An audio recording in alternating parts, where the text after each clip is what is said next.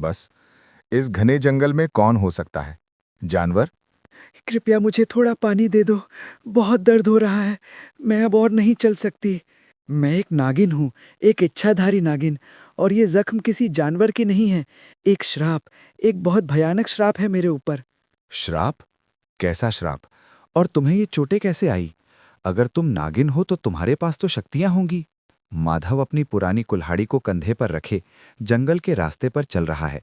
उसके चेहरे पर बरसों के अकेलेपन की खामोशी है। रोज सुबह उठना, वही जंगल, वही लकड़ियां और फिर वही खाली घर। कभी कभी लगता है कि इस जीवन का कोई छोर ही नहीं है। न कोई इंतजार करने वाला, न कोई पूछने वाला कि दिन कैसा बीता। बस ये पेड़ ही मेरे साथी हैं। वो एक बड़े पेड़ के पास पहुंचता है और लकड़ी काटने की तैयारी करता है। तभी उसे झाड़ियों के पीछे से किसी के कराहने की हल्की आवाज सुनाई देती है। वो ठिठक जाता है। ये आवाज इस घने जंगल में कौन हो सकता है?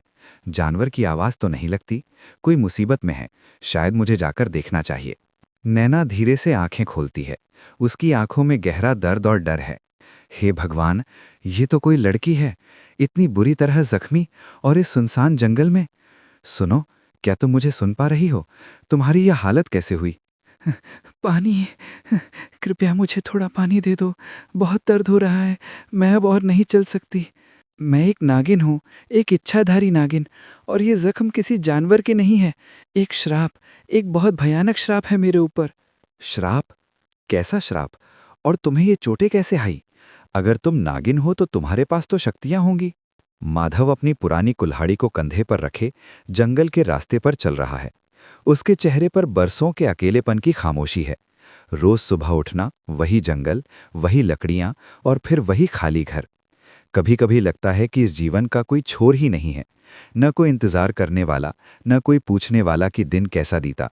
बस ये पेड़ ही मेरे साथी हैं। वो एक बड़े पेड़ के पास पहुंचता है और लकड़ी काटने की तैयारी करता है। तभी उसे झाड़ियों के पीछे से किसी के कराहने की हल्की आवाज सुनाई देती है। वो ठिठक जाता है। ये आवाज इस घने जंगल में कौन हो सकता है? जानवर की आवाज तो नहीं लगती। कोई मुसीबत में है। शायद मुझे जाकर देखना चाहिए। नैना धीरे से आंखें खोलती है। उसकी आंखों में गहरा दर्द और डर है। हे भगवान, ये तो कोई लड़की है, इतनी बुरी तरह जख्मी, और इस सुनसान जंगल में। सुनो, क्या तुम मुझे सुन पा रही हो? तुम्हारी ये हालत कैसे हुई? पानी, कृपया मुझे थोड़ा पानी दे दो। बहुत दर्द हो रहा है। मैं अब और नहीं चल सकती। मैं एक नागिन हूँ, एक इच्छाधारी नागिन, और ये जख्म किसी जानवर की नहीं है। एक श्राप, एक बहुत भयानक श्राप है मेरे ऊपर। श्राप? कैसा श्राप? और तुम्हें ये चोटें कैसे आईं? अगर तुम नागिन हो तो तुम्हारे पास तो शक्तियां होंगी। माधव अपनी पुरानी कुल्हाड़ी को कंधे पर रखे जंगल के रास्ते पर चल रहा है। उसके चेहरे पर बरसों के अकेलेपन की खामोशी है। रोज सुबह उठना, वही जंगल, वही लकड़ियां और फिर वही खाली घर। कभी कभी लगता है कि इस जीवन का कोई छोर ही नहीं है। न कोई इंतजार करने वाला, न कोई पूछने वाला कि दिन कैसा बीता। बस ये पेड़ ही मेरे साथी हैं। वो एक बड़े पेड़ के पास पहुंचता है और लकड़ी काटने की तैयारी करता है।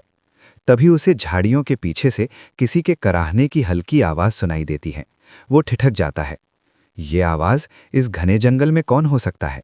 जानवर की आवाज तो नहीं लगती। कोई मुसीबत में है। शायद मुझे जाकर देखना चाहिए। नैना धीरे से आंखें खोलती है। उसकी आंखों में गहरा दर्द और डर है।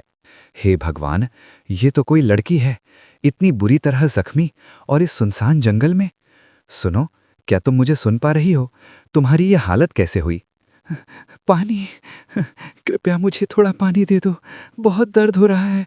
मैं अब और नहीं चल सकती। मैं एक नागिन हूँ, एक इच्छाधारी नागिन, और ये जख्म किसी जानवर की नहीं है। एक श्राप, एक बहुत भयानक श्राप है मेरे ऊपर। श्राप? कैसा श्राप? और तुम्हें ये चोटें कैसे आईं? अगर तुम नागिन हो तो तुम्हारे पास तो शक्तियां होंगी। शक्तियों का क्या मोल, जब तकदीर ही रूठ जाए। मुझे श्राप मिला है कि मेरी आयु बहुत कम बची है। मैं बहुत जल्द ही मर जाऊंगी, या शायद मरने से भी बदतर कुछ हो जाएगा। ये जख्म उसी श्राप की शुरुआत है। मेरी शक्तियां क्षीण हो रही हैं।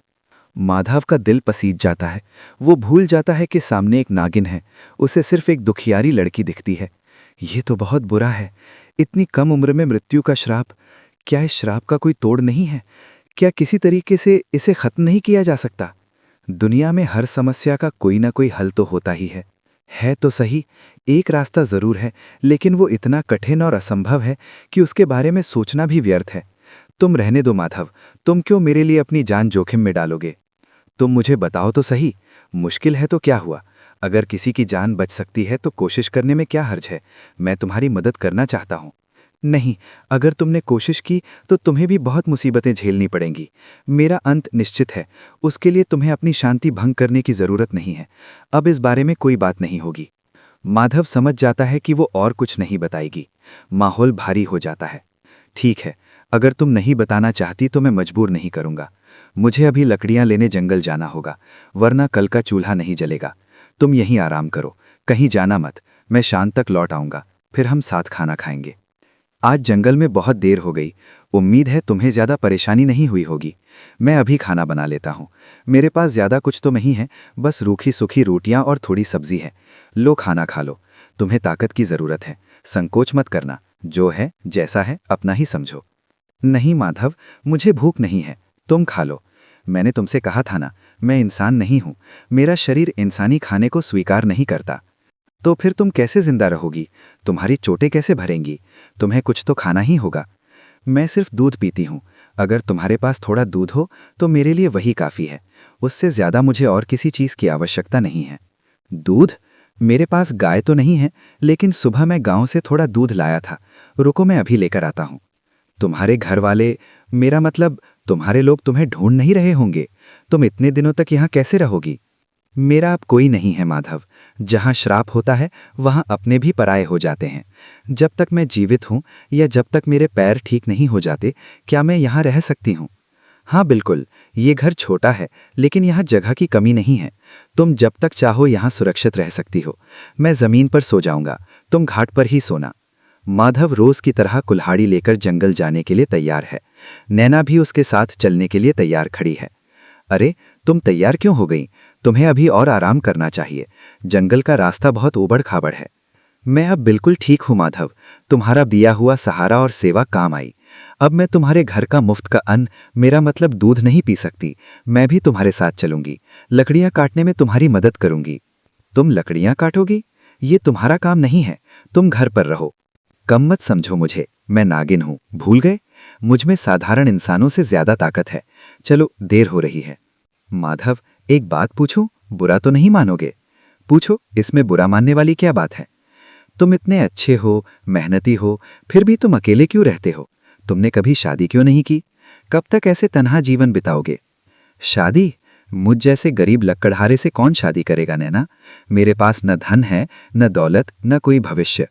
किसी को अपने गरीबी के अंधेरे में क्यों खींचूं? मेरा अकेलापन ही मेरा नसीब है। माधव की बात सुनकर नैना की आंखों में एक अजीब सा भाव आता है। वैसे, क्या तुम मुझसे शादी करोगी? नैना चौंक जाती है। उसने इस प्रश्न की उम्मीद नहीं की थी। माधव, तुम क्या कह रहे हो? ये कैसे हो सकता है? मैं जानता हूं मेरे पास देने के लिए कुछ नहीं है, लेकिन मैं तुम्हें कभी अकेला महसूस नहीं होने दूंगा। हम दोनों अकेले हैं, शायद एक दूसरे के दुख बांट सके। माधव, मैं भी यही चाहती हूँ। सच कहूँ तो इन कुछ हफ्तों में मुझे तुम्हारे साथ जो अपनापन मिला है वो मुझे कभी नहीं मिला। लेकिन ये मुमकिन नहीं है। क्यों? क्योंकि तुम नागिन हो और मैं इंसान। हाँ, इंसान और नागिन का विवाह ये प्रकृति के नियमों के खिलाफ है। ये बहुत बड़ा अनर्थ माना जाएगा। मुझे समाज की परवाह नहीं है नैना, और परिणामों की भी नहीं। तुम पर तो वैसे भी श्राप है कि तुम जल्दी मर जाओगी। हाँ, मेरा समय अब सच में निकट आ गया है। मुझे अपनी मौत का डर नहीं है।